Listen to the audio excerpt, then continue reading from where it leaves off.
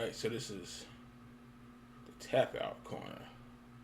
Wrestlers getting angry backstage. Okay, see what they talking about.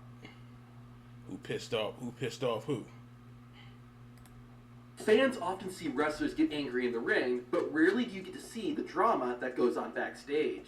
Yeah, I know. I don't know what the to say. I didn't say nothing to the goddamn kid. I understand that. Well, no, you don't, because I'm making a videotape of some kid. In this video, you'll see some rare backstage arguments caught on camera, a few of which even led to real fights. Hey, you piece of... Oh.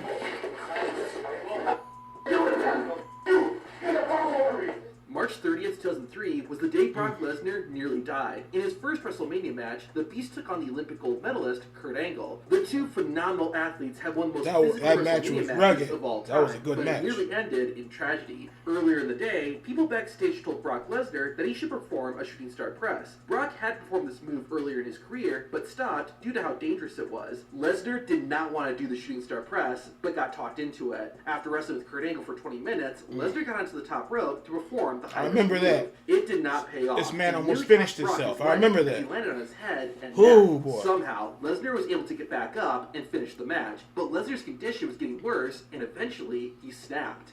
I was getting warm, I was getting sick, and all these people surrounded me, and I was just going nuts. You know, people were grabbing me and wanted me down the stretcher, and wanted me in the ambulance, and I wasn't having any of that.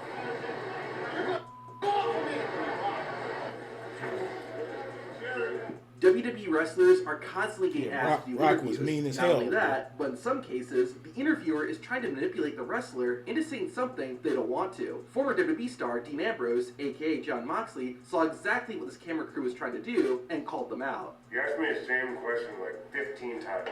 I'm not going to manufacture some answer for you. Like, go find somebody else and give them a script. Stop trying to, lead me into saying the things you want me to say. This is not the only time Ambrose got legitimately upset backstage. In late 2017, Dean Ambrose suffered a triceps injury and was out of action for 9 months. Finally, in August 2018, Ambrose was getting ready to make his return. A WWE camera crew was filming the Lunatic Fringe when he got a phone call informing him plans had changed. Oh, kidding me. I am feeling good. I happen to be feeling fantastic. Thank you for asking. No, yeah, I'm gonna be there. Because I haven't out there, except for the last 8 months, where I nearly died. But thanks for calling. No, now you call. I'm gonna get on a plane and go all the way back to the East Coast. About this much notice. I've been back in the game for 30 seconds, and I'm already getting pissed off. It was uncommon to have cameras backstage at crazy. TV shows in the 1980s. That's this was because wrestlers really broke character back then to keep fans believing it was all real. However, backstage was a safe place for wrestlers to be themselves. At one event, though, someone was able to get backstage with a camera and secretly filmed Andre the Giant and some other wrestlers. Once they saw the intruder, Andre made it clear he was not welcomed. Andre nothing to play with now. So Andre is no joke. Incidents haven't led to anyone getting into a fight, but this next one did. CM Punk's arrival in All Elite Wrestling in 2021 was a huge moment for the company. However, Punk's tenure in AEW was filled with controversy. This was first brought to light in 2022 when CM Punk went on a tirade during a media scrum after AEW's All Out pay-per-view. And the fact that I have to sit up here because we have irresponsible people who call themselves EVPs and couldn't manage a target, and they spread lies and bullshit.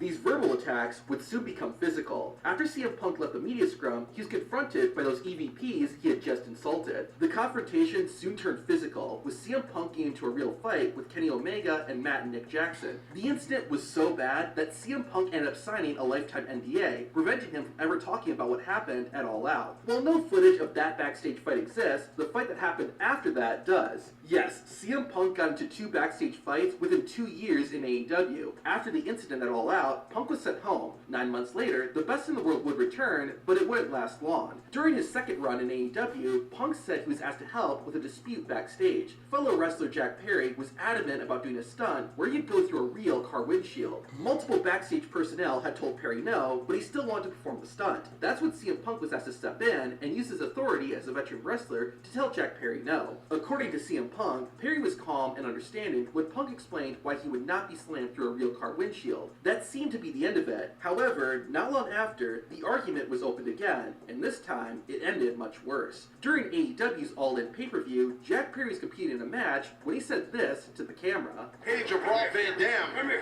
Jack Perry this is right here? and then crushing Real glass! the Don't cry me a river!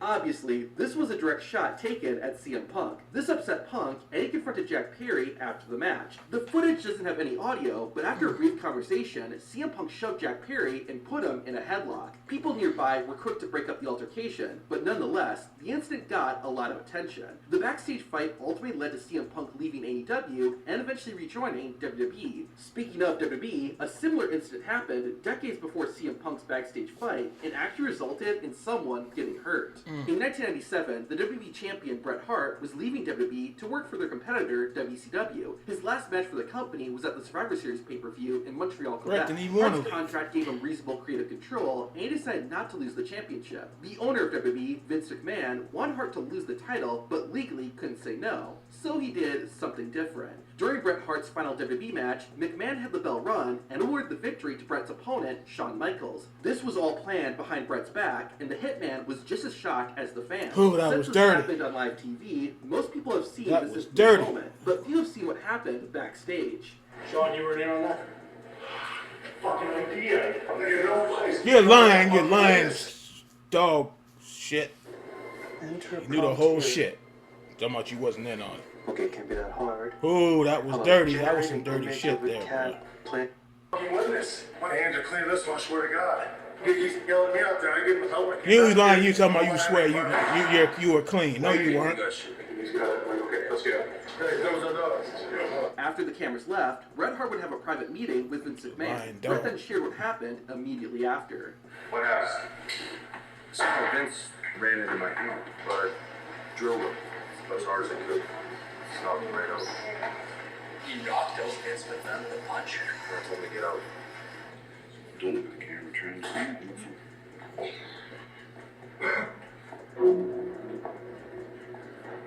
This isn't the first time a wrestler has been mad at Vince McMahon. Brock Lesnar and Roman Reigns' Universal Championship match at WrestleMania 34 is considered to be one of the worst main events in WWE history. The crowd was not into it, with fans chanting, "This is awful," during the bout. Oh my God, Al Lesnar! Don't let go! It didn't help either that the match went through some last-minute changes. In the end, Brock Lesnar beat Roman and retained the Universal title. Despite the victory, the Beast was mad, presumably because of how horrible his match was. After the match was over, Brock went backstage and did this.